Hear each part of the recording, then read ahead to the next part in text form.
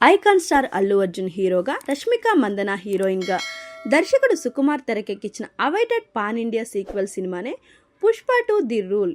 మరి ఈ భారీ చిత్రం ఆ అంచనాలన్నీ అందుకుందో లేదో ఈ సమీక్షలో తెలుసుకుందాం.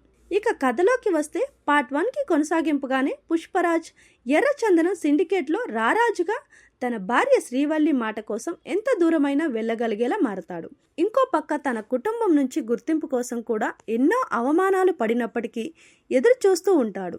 ఈ క్రమంలో శ్రీవల్లి అడిగిన ఒక చిన్న మాట కోసం తను ఎంతవరకు వెళ్ళి రాజకీయాలు ఎలా శాసించాడు. మరో పక్క పుష్పాని ఎలాగైనా పట్టుకోవాలని చూస్తున్న బన్వర్ సింగ్ షేకావత్ ఏం చేస్తాడు. పుష్పకి తను కోరుకున్న ఇంటి పేరు తన అన్న మోహన్ నుంచి ఇప్పటికీ అయినా తెచ్చుకోగలడా. ఈ క్రమంలో పుష్ప జర్నీ ఎలా సాగింది అనేవి తెలియాలంటే ఈ చిత్రాన్ని వెండితెరపై చూడాల్సింది.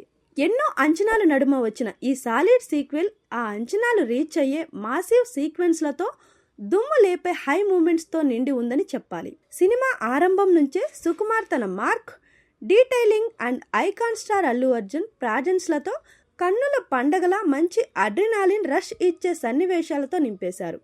ముఖ్యంగా పుష్ప రోల్ని మరింత స్ట్రాంగ్గా చూపించే సన్నివేశాలైతే మాస్ ఆడియన్స్కి ఫుల్గా ఎక్కిస్తాయి అని చెప్పడంలో డౌట్ లేదు.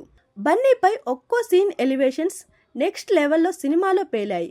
ఇలా సుకుమార్ సాలిడ్ స్క్రీన్ ప్లేని ప్రజెంట్ చేసి బన్నీ ఫ్యాన్స్కి ఇలాంటి ఒక హీరో పాత్రని ఇష్టపడేవారు బాగా ఎంజాయ్ చేస్తారు. జాతర సీన్లో అల్లు అర్జున్ పర్ఫార్మెన్స్ అయితే నా భూతో నా భవిష్యత్ అనే స్థాయిలో ఉంటుంది. ఆ ఎపిసోడ్ మొత్తంలో అల్లు అర్జున్ తన నట విశ్వరూపాన్ని చూపించి అత్యద్భుతంగా రక్తి కట్టించాడు. ఈ చిత్రంలో మెయిన్గా ఒక బలమైన ఘర్షణ పెద్దగా ఉన్నట్టు అనిపించలేదు.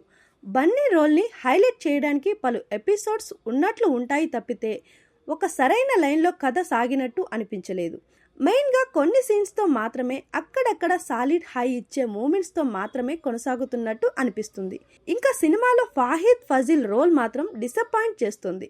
వీటితో పాటుగా సినిమా మొదలుకి ఎండింగ్కి పర్ఫెక్ట్ ముగింపు దర్శకుడు ఇచ్చి ఉంటే బాగుండేది. అసలు పార్ట్ 3 అనే లీడ్కి అంత ఎగ్జైటింగ్గానే ఏది అనిపించలేదు. ఇది మాత్రం చాలా చక్కగా అనిపిస్తోంది.